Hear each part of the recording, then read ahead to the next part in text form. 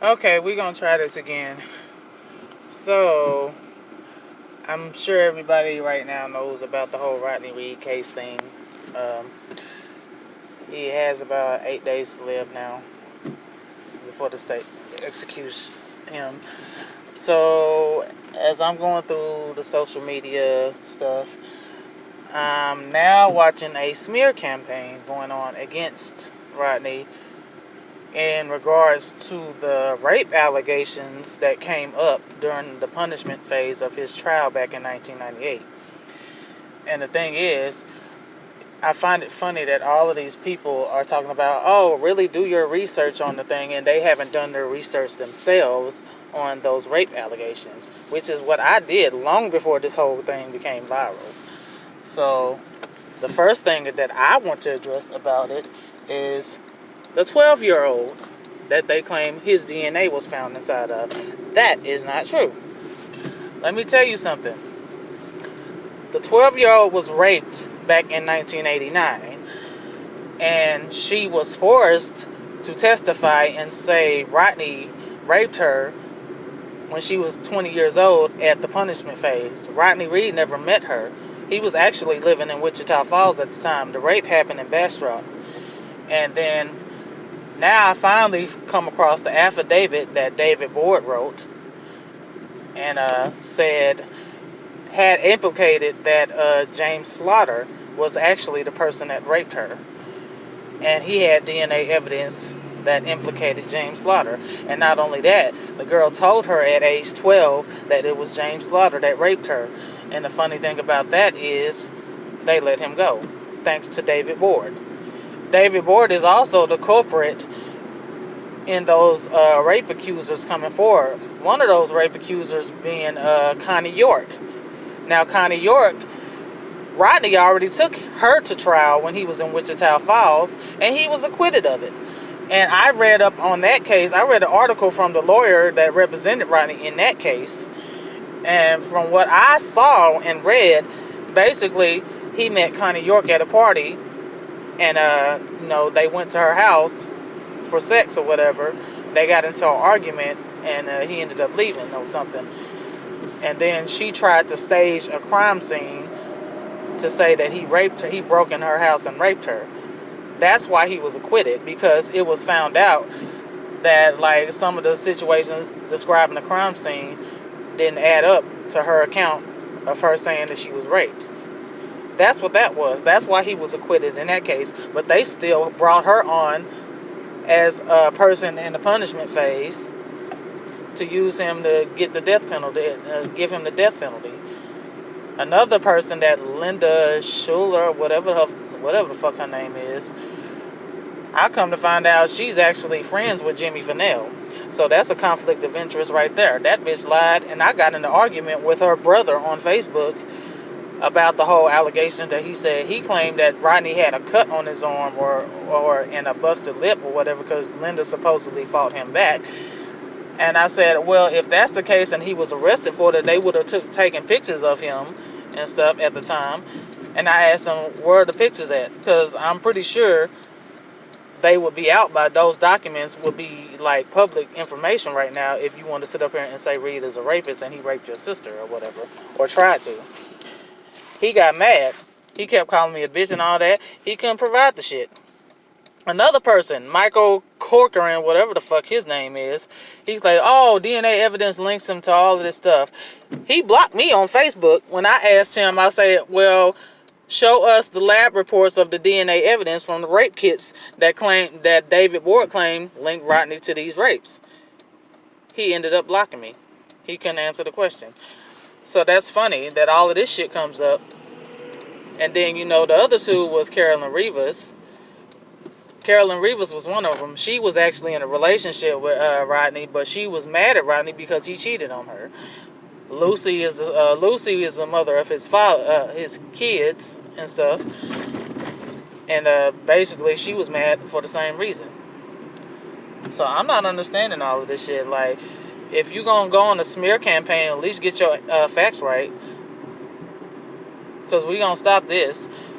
And let's not, you want to call him a rapist, and he's never been convicted of any of those rape accusations. But let's talk about Jimmy Finnell. Jimmy Finnell was actually pled guilty to kidnapping and improper sexual misconduct with a person in his custody. That's rape to me.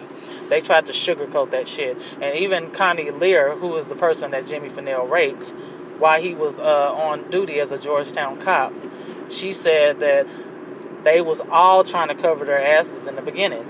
They was trying to cover it up, and they put her on video. They made her go on video and say that she wasn't raped. You know, because she's surrounded by all these fucking cops that are defending Jimmy Finnell. And then when that whole case came up, that she ended up getting arrested for public intoxication that same night that she was raped by Jimmy Finnell. And that's when she went to the authorities, and they decided to finally, hold him accountable for his actions. And then when that whole thing came up, a whole bunch of other women came forward saying that, I reported him for rape and the cops didn't do anything about it. This is a person that's supposed to be serving and protecting you, and he's up there raping all these women and getting away with the shit. And not only that, got away with murder. And a lot of people don't realize he's also a person of interest in the disappearance of Rachel Cook, because Rachel Cook disappeared from Georgetown. At the time, Jimmy Finnell was a police officer. He was a police officer in Georgetown at the time. So that's why he was a person of interest. And also, I heard through the grapevine that he was seen talking to Rachel the morning that she disappeared. And even to this day, Rachel's mother even thinks that Jimmy Finnell had something to do with her daughter's disappearance. So, you want to talk about Rodney? Let's talk about Jimmy Finnell and why he's the one that got away with murdering his fiance, and Rodney Reed is going to be put to death for it because he didn't do it. Everybody wants to talk about these rape allegations, but nobody wants to talk about the actual facts in the case that he's being put to death for, which is Stacey Stites. He had a consensual relationship with Stacey. His DNA was found inside her. But yeah, do you know it was 3 sperm heads that was found inside of her? 3 intact sperm heads. So if he raped her at the time they say she did, don't you think they would have found way more than 3 sperm heads inside of her?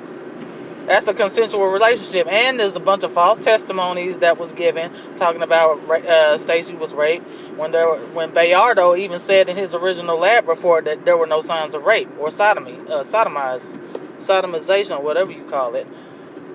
There was nothing. So it's a bunch of bullshit. Y'all don't want to look past these rape accusations that he was never convicted of.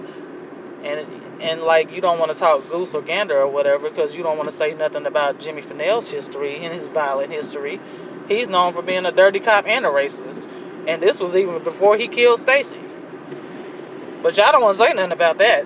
Y'all want to say, Rodney did it, his DNA was found inside. But you know what? His fingerprints weren't found anywhere in the truck. No DNA was found outside. None of Rodney's DNA was found outside of Stacey's body. Not on the crime scene, not in the truck, nothing. And Lisa O'Lyon wants to bring up the breast swabs. Well, let me tell you about the breast swabs. They were never tested. That was a false testimony given by a man named Wilson Young. Did she tell y'all that? Anybody that's listening to Lisa O'Lyon? Did she tell y'all that those breast swabs that were testified to have Rodney's saliva on them, they were never tested? And that was a false testimony given and allowed by Lisa Tanner, as given by Wilson Young, that said the swabs contained Rodney's saliva. That's not true. That's the thing. So what I will say in conclusion, everything that you can do to wrongfully convict somebody of something and put them on death row happened in Rodney Reed's case. False testimony, tampering with evidence, witness intimidation, prosecutorial misconduct, all of that shit happened. A conflict of interest, and then from the beginning of the investigation, this shit was a cover-up from the beginning, before Rodney was even implicated. Because you had people like Rocky Warlow and David Board and stuff. In the beginning of the investigation, they didn't even search the apartment that Jimmy and Stacey shared together.